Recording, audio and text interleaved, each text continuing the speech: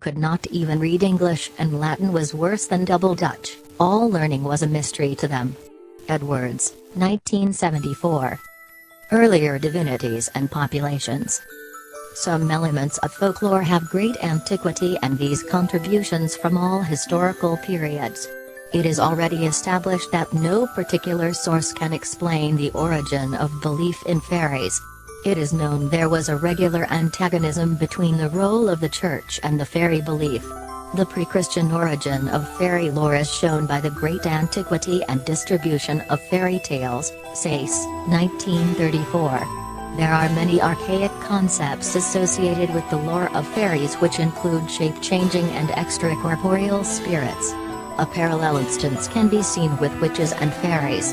The connection between fairies and witches is a close one, including the belief in bodily or spirit transportation, though they are on the part of or by witches or fairies. McCulloch, 1912. The belief in Gyre Carline is a Scottish fairy tradition of the elf queen as the mother witch. Image 21. The Fairy Queen. J. N. Cotton. Fairies, as demoted or denigrated pagan deities, may have been worshipped as minor goddesses, nature and tree spirits, as well as nymphs.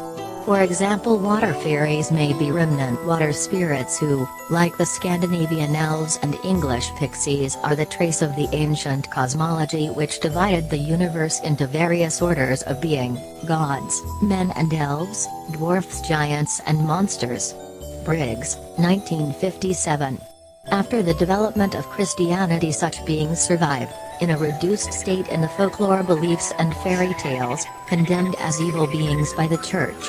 For some scholars, many fairy stories were about real but immortalized individuals or peoples. McCulloch, 1912.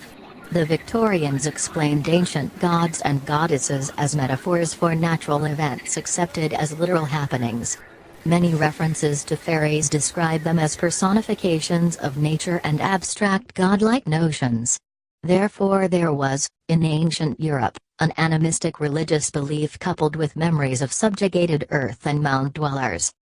If fairy belief suggests an archaic connection with real people, clans or cults, this probably goes back to the hostile relations which may have existed between Paleolithic and Neolithic folk. McCulloch, 1912.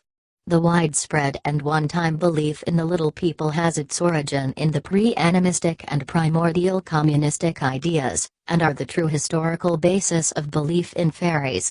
This is borne out by the folkloristic concept that fairies disliked the imposed civilization on their aboriginal culture. Image 22. Leprechaun. Ancestral spirits are generally believed to be not only still members of the clan, but also to keep their human characters. These ghosts in the fullness of time were transmuted from folk memory into other forms.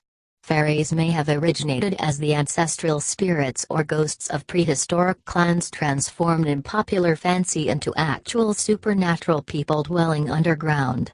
Allen, 1891. If fairies are the ghosts of earlier populations, then the basis of fairy lore consists of tales handed down of contacts with previous peoples. These peoples could either have been earlier inhabitants or immigrants. In time, such peoples would have become mythical beings, no longer ghosts, no longer memories, but fairies. The remnants of actual historical populations. For example, the incoming metal-equipped Celts would have conquered the stone weapon-using people. The Neolithic people would have been hostile to their Celtic conquerors. In this scenario, the defeated Aboriginal population would have come to be seen as an underground living people, thus the inhabitants of the Neolithic tumuli grew to be regarded as a very tiny set of spirits. Allen, 1891. To the mind and thought of prehistoric people, the distinction between living people and the ancestral spirits may not be so sharp as it is with us. Sayce, 1934. The folk memory of a pre-existing prehistoric people, mistakenly believed to live in mounds and barrows, were transmuted into fairies. Therefore the possibility that such remote figures in time no longer seen as ghosts but as fairies. traditions, myths and legends about diminutive or pygmy populations exist in every myth and folktale, hence myths refer to former inhabitants of the country transmuted into mythical beings. McCulloch, 1932. One theory is that fairies are a lurking remnant of primitive tribes and clans. In other words, the small fairies derive from the memory of a conquered race of pygmy people. Briggs, 1957, and that the fairy superstition originated with the relationships between a dispossessed smaller population and taller conquerors. The implication is that fairies were once actual people. Therefore the question arises, were fairies an earlier race of people? Ng. Image